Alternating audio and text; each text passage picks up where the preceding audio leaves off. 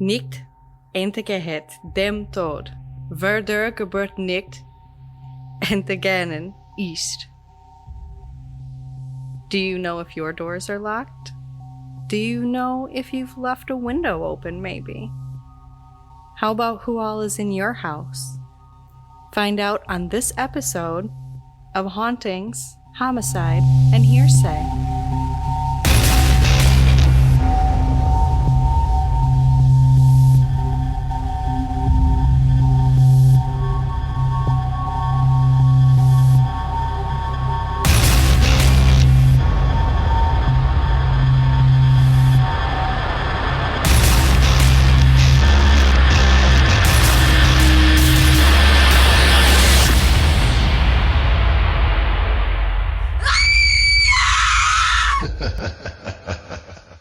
Okay, so what the hell are you talking about? And are we going across the world again? We are.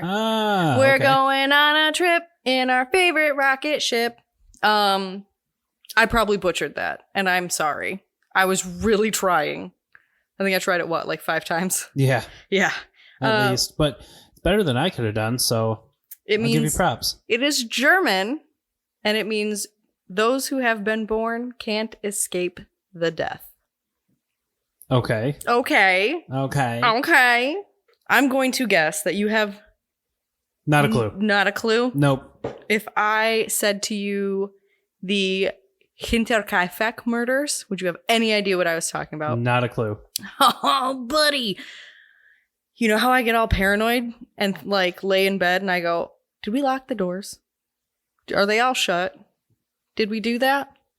This is fucking why. I do that when I leave the house every day. Okay, well, this is why I get paranoid about it.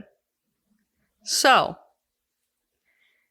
in the spring, March specifically, of 1922, German farm owner Andreas Gruber stumbled upon something odd. A Munich newspaper he had no recollection of buying. Would you not shit your pants if you walked out onto our farm and were like, where's this fucking newspaper coming from? Yeah, maybe a little bit. Yeah. So, curious, Andreas asked around only to find no one in the area subscribed. Yeah.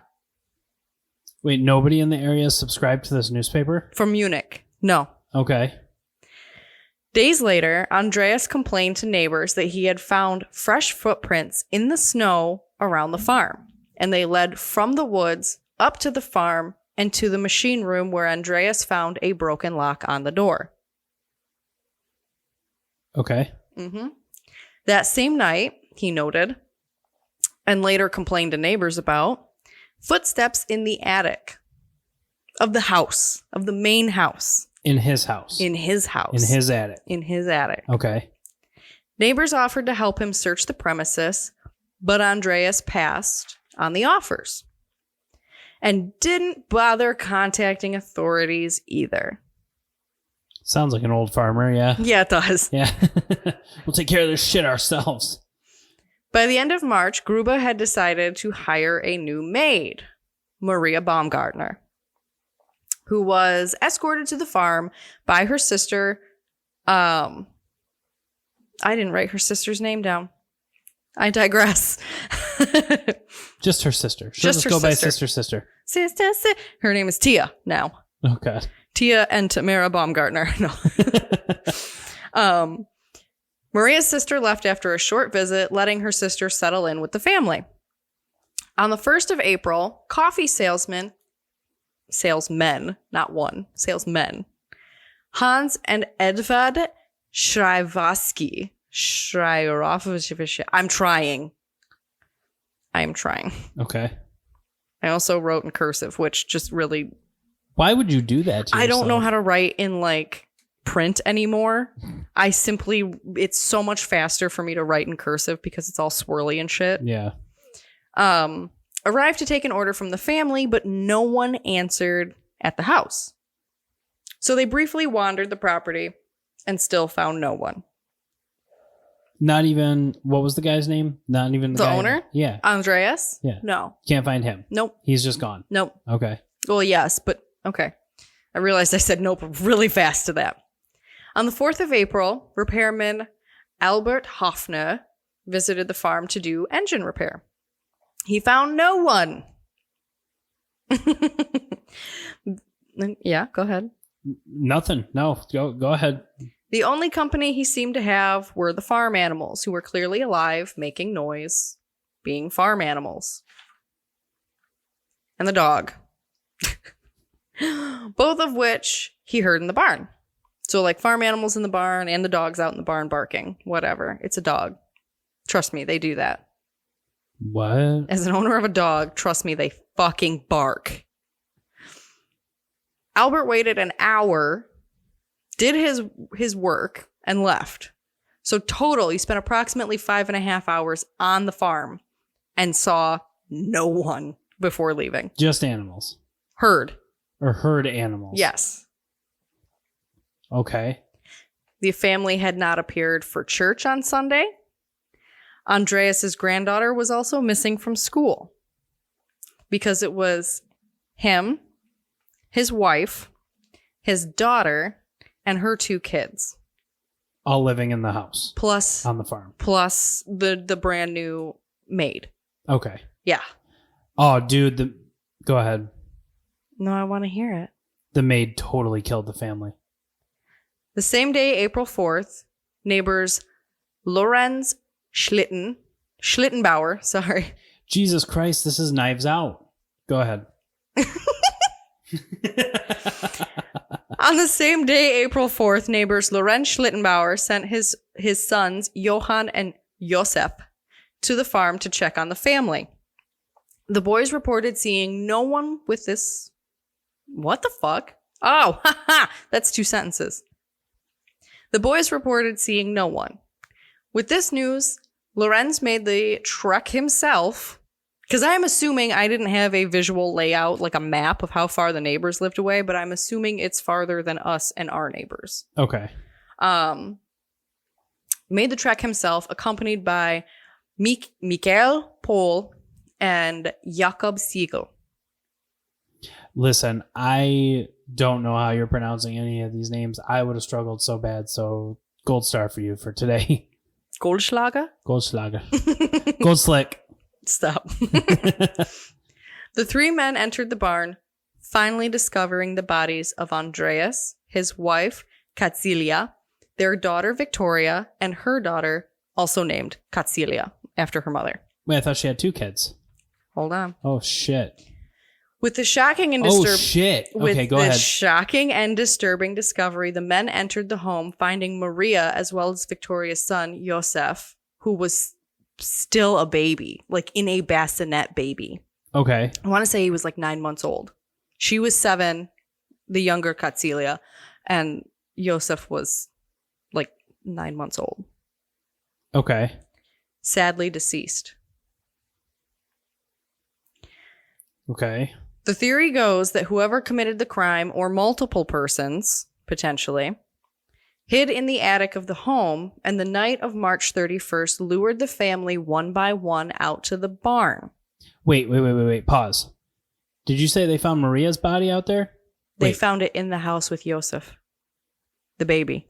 So the maid and the baby were in the house, but the rest of the family were in the barn. Yes. Okay, so nope, this is not Knives Out. False alarm, people. You thought, though. Mm-hmm. The unsuspecting family members were then brutally bludgeoned with a mattock, which, like, think a pickaxe. Okay. Basically. And the weapon was never found on the property, which wouldn't be unusual for a farm to have at the time. Right. But it was never found on the property. Unfortunately, the crime scene got, yes, I'm going to call it this, John Benet. I am watching you chew on that and think that one over. And people came and went, moved the bodies, even cooked in the kitchen. What? I don't fucking know. The fuck? Okay. But yeah, did it not? It fits. Yeah. Johann Baptiste Müller The doctor actually performed the autopsies in the barn, and even sadder still, discovered young Katsilia had survived hours after being bludgeoned, having torn out chunks of her hair in pain. Holy shit. Yes. Police's first instinct was robbery, though there was a large sum of money untouched in the home. They did confirm, however, that the killer or killers stayed for several days after the murders, having fed the animals, consumed all of the bread in the kitchen, and even cut meat from the pantry. Because remember, this is the 1920s. You're going to have meat that's been like salted and like cured hanging in the pantry. Which, interestingly enough, that shit goes back. Chew the fat, sit around and chew the fat. That shit goes back to the Middle Ages, where you would have meat cured and hanging the fat of an animal. And it was a social thing to go over, cut them a piece off, and chew it, pass it around. Ew. Yeah, That's well, gross. It's the Middle Ages, and they're peasant folk. What do you want? Yeah, that's true. But there you go. There's another little tidbit for you. Police made multiple and repeated arrests with no clear motive, and the case was closed, unsolved, in 1955.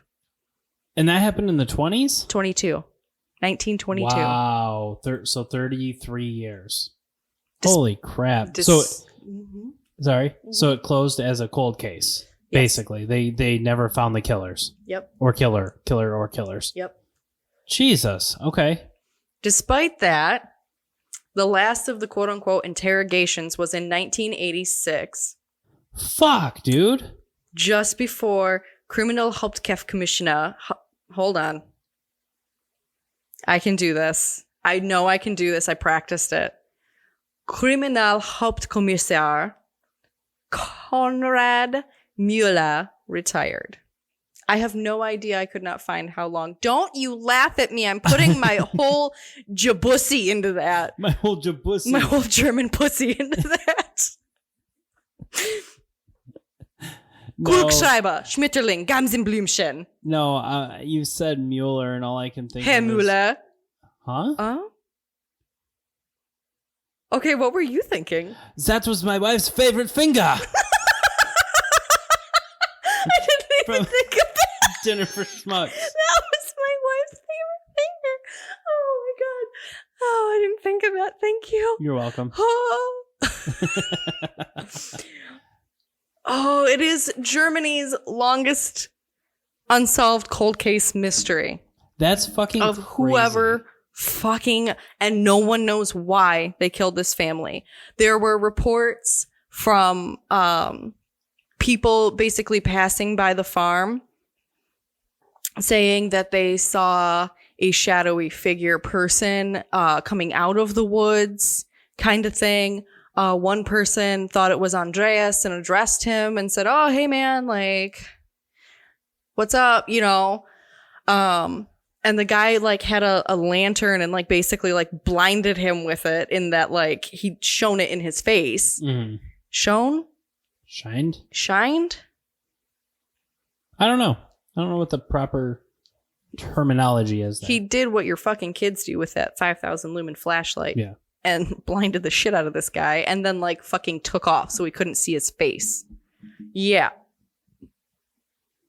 I mean, it's crazy, but it's not crazy at the same time because like it was the 1920s when this happened.